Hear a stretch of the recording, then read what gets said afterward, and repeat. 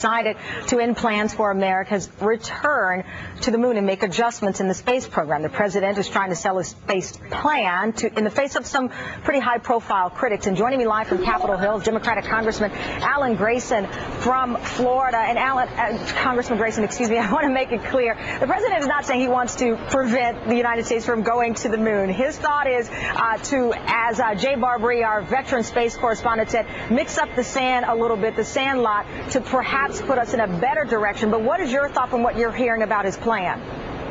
Well, what I'm hearing is that he's going to privatize the space program, and that didn't work too well when we tried to privatize the war in Iraq, the war in Afghanistan. In general, we have a very bad experience with this for the past few decades, and I don't think this is going to be any different. There is no reason to believe that commercial entities can launch people or massive amounts of cargo into space. There's no evidence of that. There's no history of that.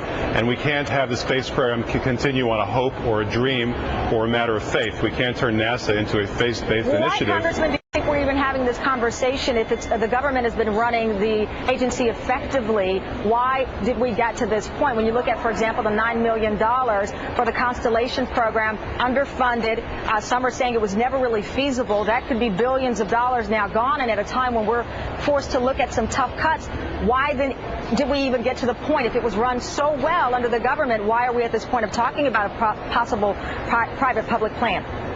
I don't know. For half a century, we've had a successful space program. If it ain't broke, don't fix it. And you believe there's nothing broken about the agencies right now?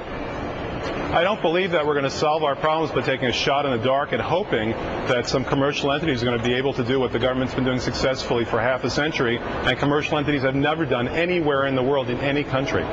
So ideally, then, what would you like to see happen? I know, of course, the priority is to keep folks with a job, keep them employed, the many thousands who could be affected by any changes or cuts. I think that the Augustine Commission had it right. We should be fully funding the Constellation program, the Ares program. We should be funding the things that we need to take the next steps into space. Fully funding them. Are your opinions, though, based mostly on the fact that obviously you're a congressman in Florida, and if you have constituents and their families affected by job loss, they're going to hold you accountable?